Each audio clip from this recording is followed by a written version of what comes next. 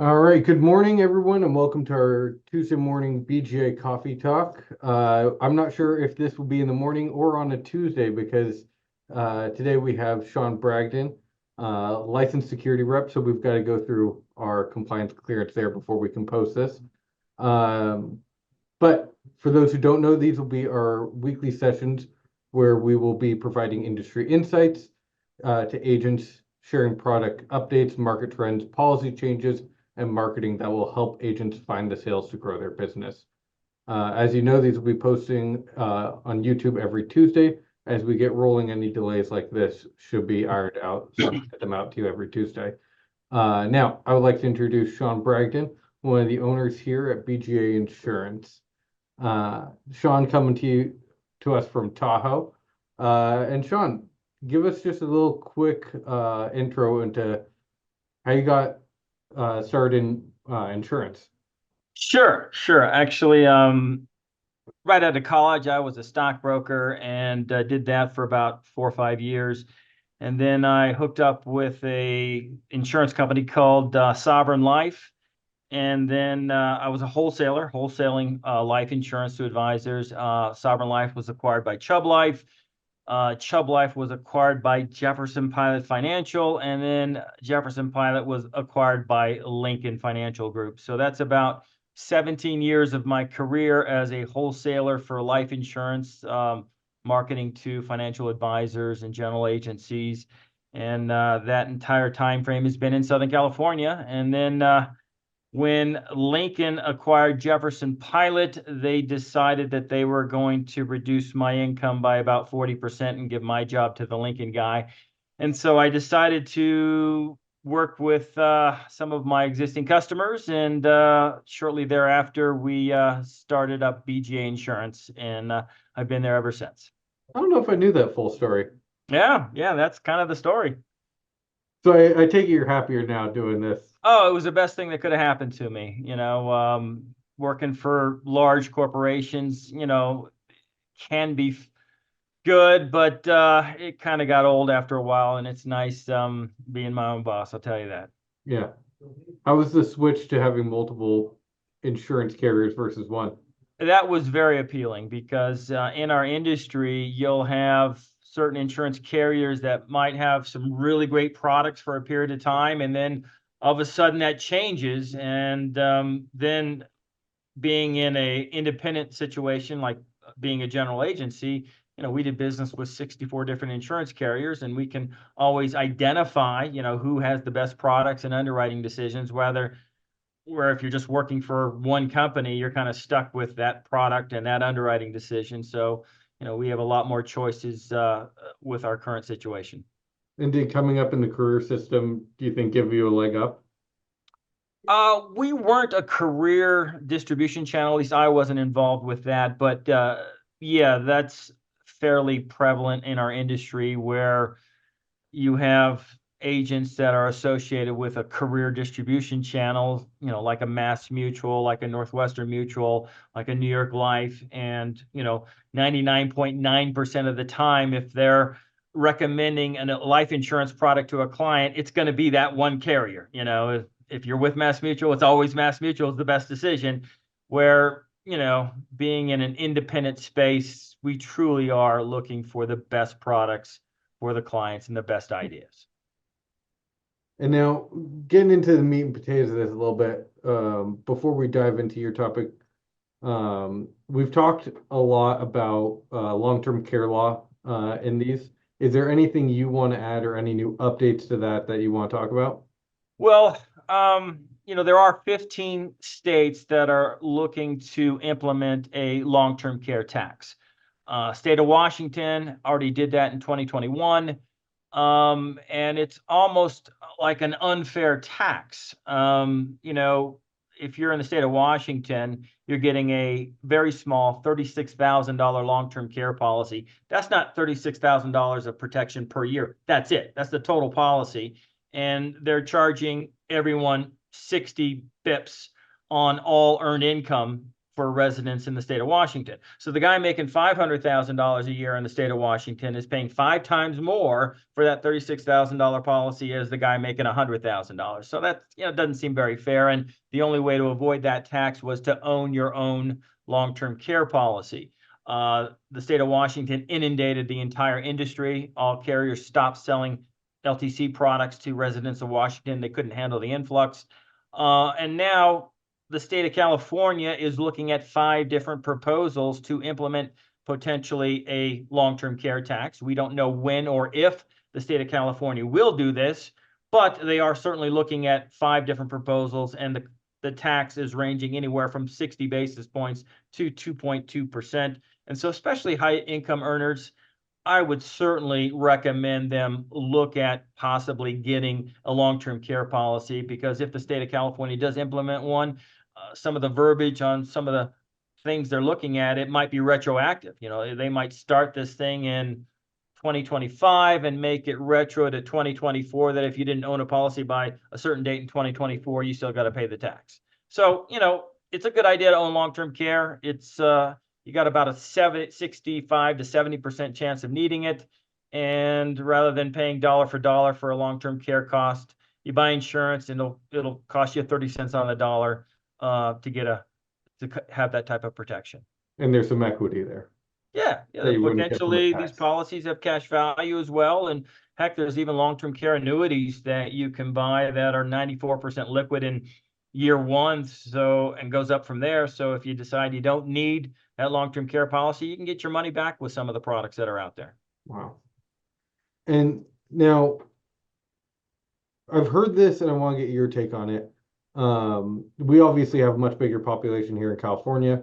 I've heard that with Washington, if they were doing a lot more electronic apps, they would have been able to keep that window open longer.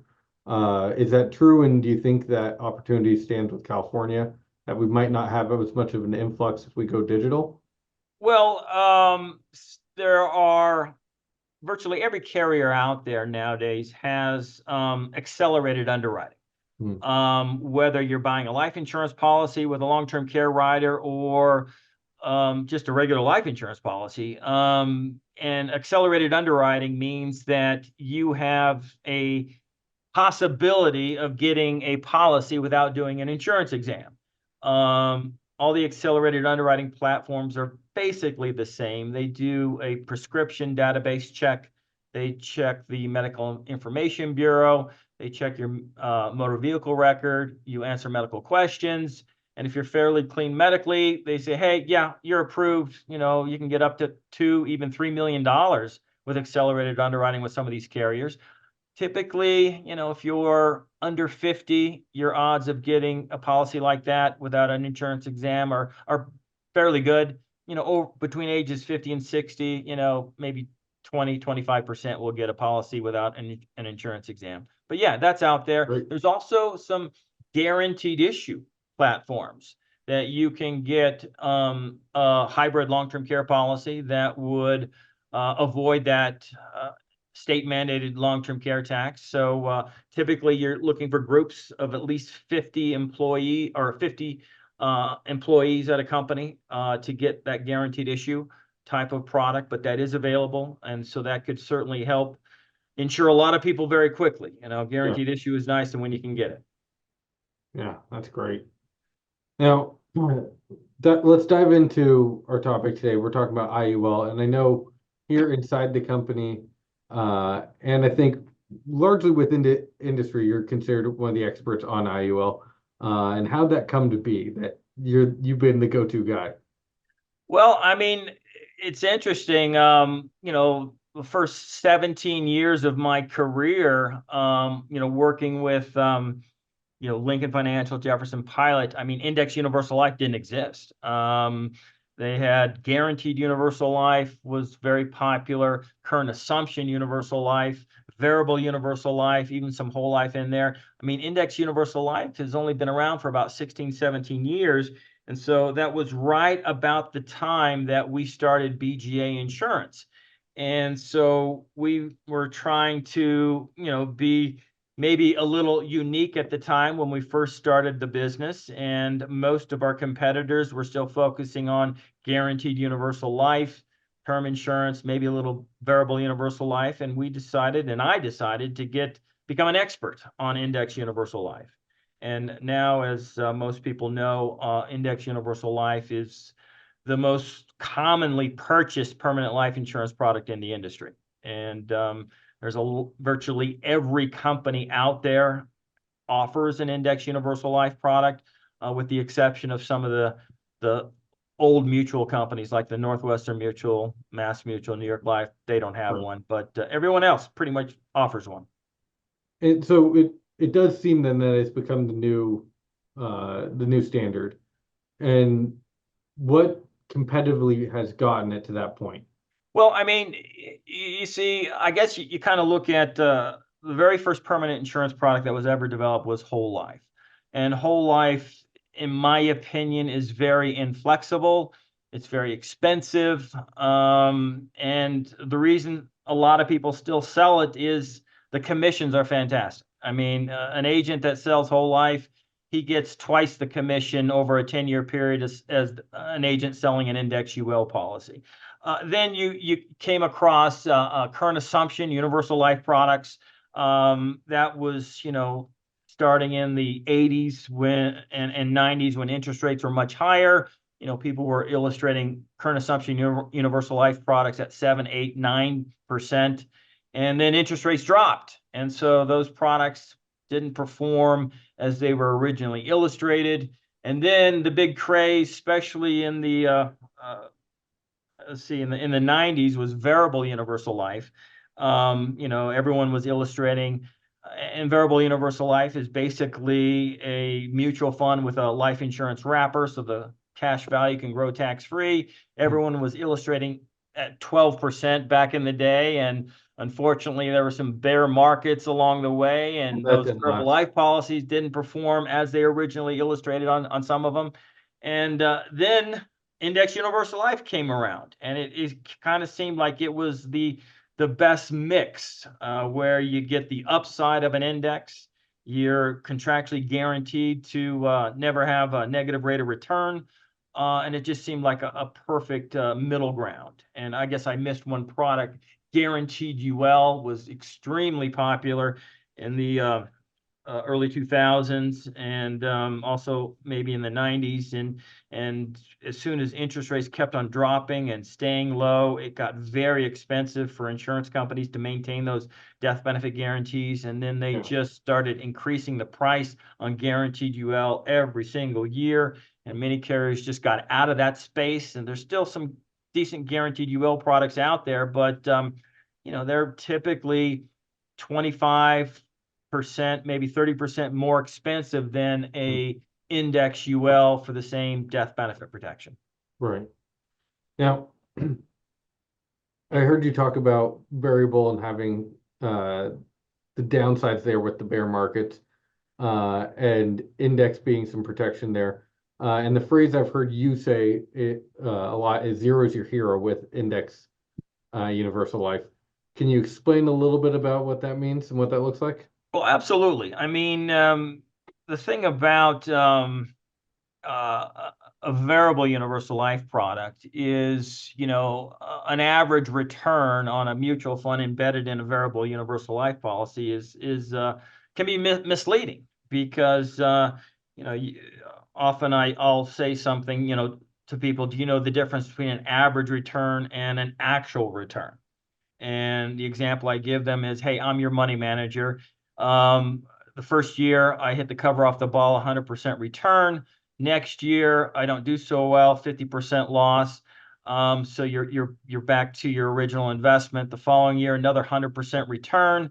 And then the fourth year, another 50% loss. So you basically, if you invested $100,000 over that 4-year period, you ended up with $100,000 because you had, that sequence of return. You made no money, but as your money manager, I'm advertising the fact I've averaged my clients a 25% return over the last 4 years. That's the risk you have with an equity investment. An average return can be very misleading. When you take a loss, you have to, a 30% loss, you got to get a 40% return the next year just to be at break even. Yeah. Where with an index UL, eliminating those losses, it's an actual return. And, these index UL products have been around, as I mentioned, about 16, 17 years. And they've averaged, 7 to 8%. I mean, there are quite a few carriers that will publish online the actual return you could have achieved on every single premium payment you could have made since they, started their policies back in 2005 or so. And you can, add it all up, and the average return is 7 to 8%. So these index ULs can actually achieve pretty attractive rates of return, and 7 to 8% tax-free. That's equivalent to, 9 to 11% in a taxable environment. So that's a pretty cool product. Yeah. And so if there's no downside, you're not losing any money with this, is there unlimited ability to gain, or is there a cap on that? Yes, and so keep in mind that you're guaranteed to never have a negative rate of return. That doesn't mean you're guaranteed to not have a loss, because keep in mind, cash value life insurance, there's fees, loads, and charges. So even if you didn't take a loss when the market drops 20%, you still have fees, loads, and charges in the policy that will erode away the cash value in the policy. But um, what was the question again?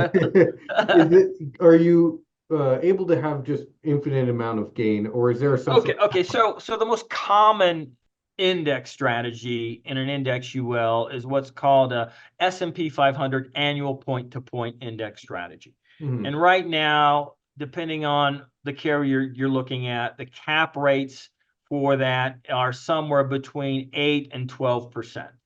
And so that's your cap. And so if the market does 20, you don't get 20, you get, say 11.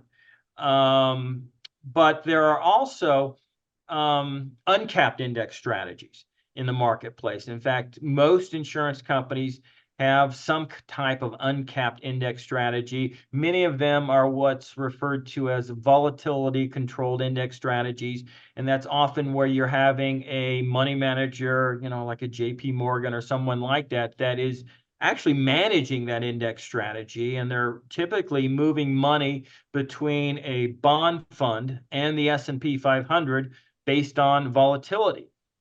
Some of these unique index strategies have multiple different asset classes. Some of them, have 12 different asset classes, including international equities, emerging markets, even commodities like gold. And they're managing these uncapped index strategies. And so some of those things, you're unlimited on the upside. And historically, some of those uncapped index strategies, have hit 20% return in a calendar year. What I typically recommend is, someone diversify. Most insurance carriers offer, 3, 4, 5, even up to like 14 different index strategies on an index UL. And I would typically recommend you diversify between at least, 3 to 4, if not more, because some of these index strategies will be up on other years, ones will be down. You kind of take advantage with a little diversification. Yeah. And so if let's say you have a diversified portfolio of indexes in there, some uncapped, some capped, um, it can't go negative, but you might have some loss just based on fees and loads that just chip away at small bits. How does this look in the long term? Does it end up being better than a whole life product or a variable product? Definitely better than the whole life product. I bump into old whole life policies all the time, and I am rarely in a situation where I don't recommend replacing it, as long as we can get a reasonable underwriting decision. Um, there's two ways to design a permanent life insurance policy. You're either designing it for death benefit protection, or you're designing it for accumulation purposes. If you're designing it for death benefit protection, you want to pay the smallest premium for that $1 million of death benefit to protect your family. If you're designing it for accumulation purposes, it's not how much does it cost, is how much do you want to put into a life insurance policy designed for retirement? And we solve for the minimum death benefit possible to maximize the cash value. Well, whole life, it tries to do both at the same time. You're either going to overpay or underperform with a whole life policy. Typically, if I'm in competition with a whole life policy, I'm going to suggest the client buy 2 permanent life insurance policies. One index UL designed for permanent death benefit protection, for that, income replacement need most people need. And then a second index UL policy designed for retirement, where we're buying the smallest death benefit possible based on the premium the client is willing and able to pay. And using that combination of 2 policies to compete with one whole life policy, it's not even close. That will blow away any whole life product in the industry. And I even have a webinar on that and a white paper I wrote on that. So I guess I do bash whole life quite a bit from time to time. And we'll connect links to this video as well if anyone who's watching this wants to watch those webinars. And then I think you also mentioned variable universal life. Hey, I'm a big fan of variable universal life. For the right client, it's a great product. The problem with it is, first off, a lot of the advisors we work with are not securities licensed. And you have to be FINRA registered to sell a variable life product. It certainly poses more risk to a client because, if you're investing in equities, you can, have a bear market where, in 2008, heck, I lost 35% of what was in my 401k plan in 2008. And that's the risk you have with a variable life product. It's going to pretty much follow the market, where you can avoid that drop or that risk of losing principal with an index UL product. And that's why I think so many people buy it. It's, that safety feature is kind of nice. Yeah. Now, I've heard your elevator pitch before. I think everyone should for this. And you tied in a little bit of that here, but you mentioned that this can be used as a retirement product. How do you make that comparison? How do you build it that way? Sure. I mean, we are actually selling a lot of life insurance to people that have no interest or no need to get death benefit protection. They're simply max funding an index universal life policy. I mean, right now, there's only 4 products in this country you can enjoy completely tax-free. You have municipal bonds, where you won't even get a yield that'll, offset inflation. You have a Roth IRA, which you can only contribute, $6,000 a year to. And if you make over, what is it? If you make over a certain amount of money, you can't even qualify for a Roth IRA. And you have cash value life insurance. And with the cash value life insurance, within the index UL, you can get 7 to 8% returns historically. You have no limits on how much you can contribute into an index UL. So it's just a real nice fit. And as I mentioned earlier, when you're designing an index UL for retirement, it's not how much it costs, it's how much you want to put in. So if you have a guy that wants to put in 20 grand a year into an index UL, we're going to solve for the minimum death benefit to avoid what's known as a modified endowment contract. And what that means is, if you violate the industry rules on designing a life insurance policy for retirement and create that modified endowment contract, then all the gains in the policy become taxable, and you've just eliminated the best feature that cash value life insurance has. So, at BGA Insurance, we're going to design that policy for you correctly, minimum death benefit, based on your plan premium. And what we often do is we compare that to traditional retirement accounts that people are already investing in. We have some tools, some reports that can compare an index UL to a managed account. We'll call it an S&P 500 mutual fund. You can compare it to a variable annuity. You can compare it to a 401k plan. And this report will take all the fees, loads, and charges and taxes and management fees associated with these traditional retirement accounts. And an index UL growing at 6% will beat just about any other traditional retirement account, unless that traditional retirement account is getting somewhere between 9 to 11%. Yeah. And when you also take into account that you have that guaranteed floor of not taking a loss, and the fact that these policies also provide death benefit protection, and many of them also have built-in chronic illness riders. So if you get hurt and sick along the way, you can tap into your death benefit tax-free. I mean, it's a good product. I mean, just about, in my opinion, anyone with money that is pretty much 65 and younger, why wouldn't you want some of your retirement assets in a tax-free environment in an index UL policy? Yeah. It's a good part of your overall retirement plan, in my opinion. And you mentioned the critical illness rider. Isn't there another rider that you put on there to make it more liquid earlier on in the policy period? Yeah, I mean, a lot of people don't realize that there are index UL products out there with an early cash value rider that can make these things 100% liquid in year one. And, my elevator pitch is, hey, Mr. Client, would you be interested in a retirement product that has a historical rate of return north of 7%? You're contractually guaranteed to never have a negative rate of return. The money grows tax-free. You can pull it out tax-free, and it's liquid. And what I mean by liquid, you put in $100,000 into this thing, you want all your money back next week, next year. It's there, and with some of these products. Keep in mind, sometimes when you add these early cash value riders, it will put a drag on the policy long term. And so if you go with a policy without the rider, you'll typically have more retirement income. But hey, if you need that rider, it is available in the marketplace. Now, can you talk to me about some of the other riders that you put on there? One pertaining to this tax we're hearing all about. I'm sorry, what was that?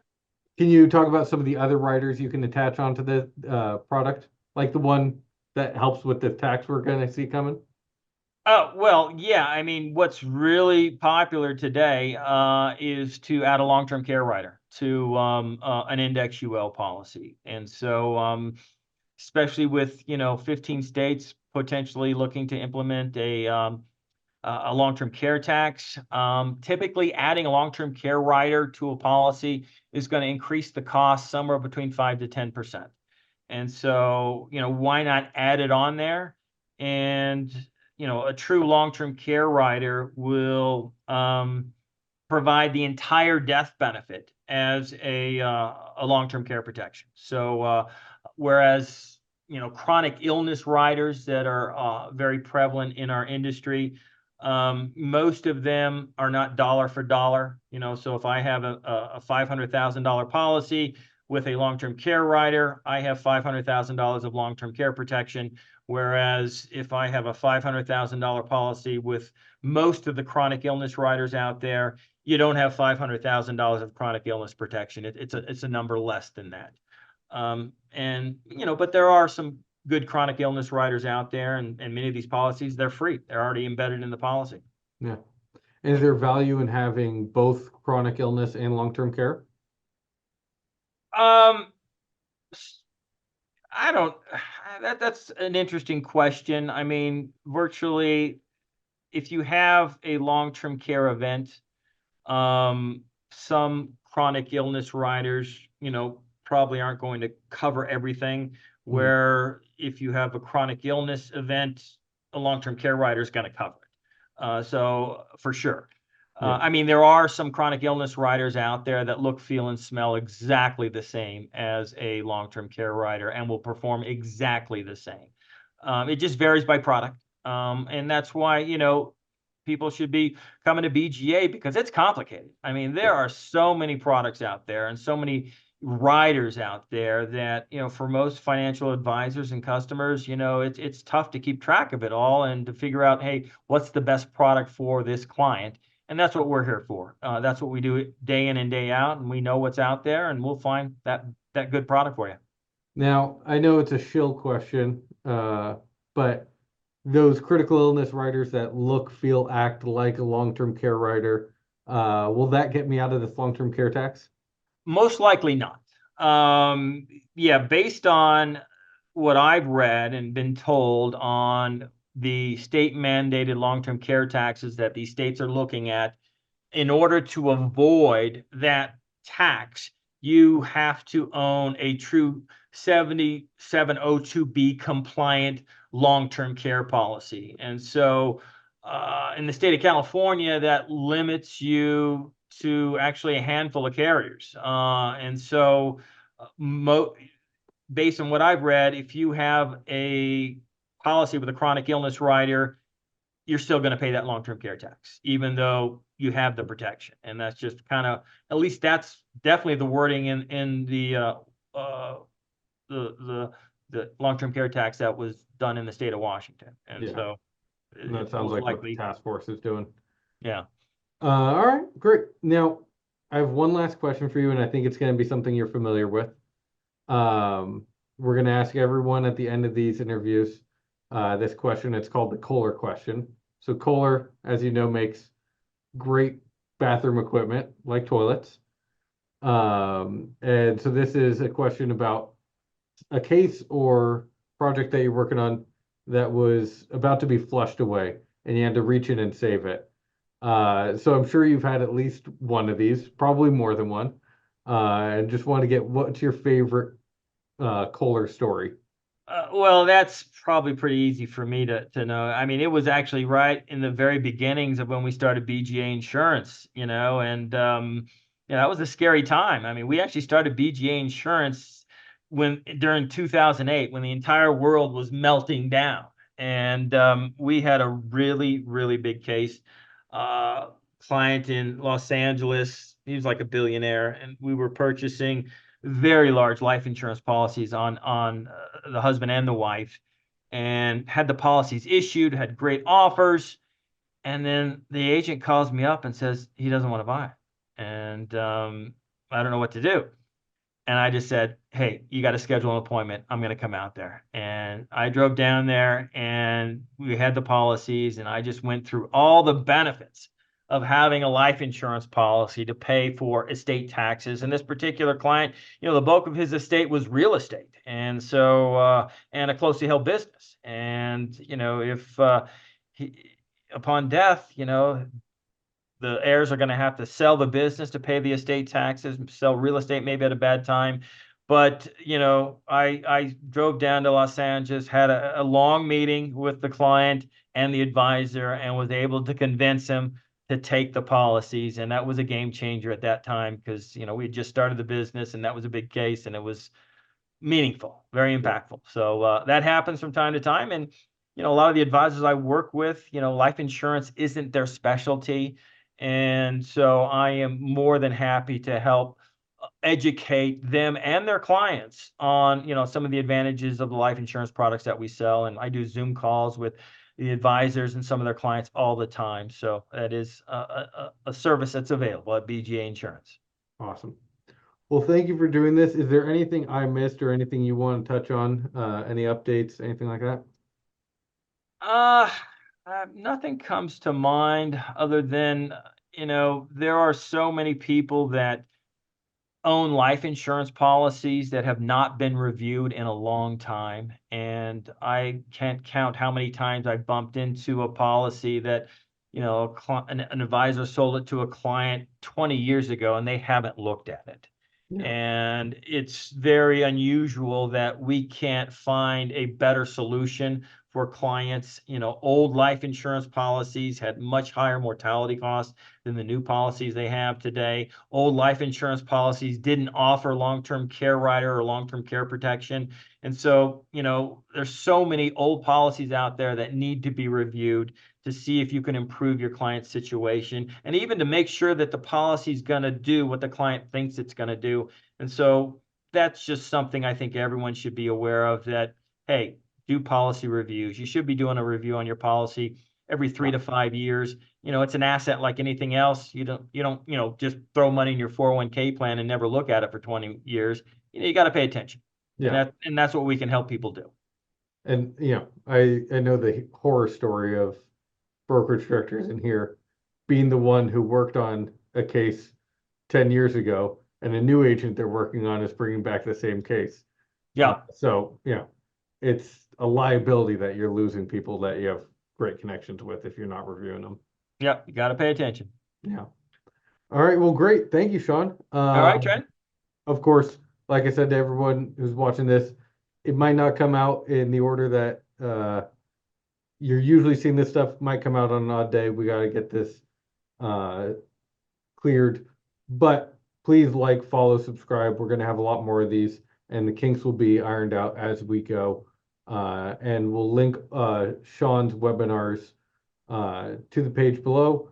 And he has them, what, every other month at least? Yeah, we're always putting on a webinar about every other month on some topic. Yeah. So jump in.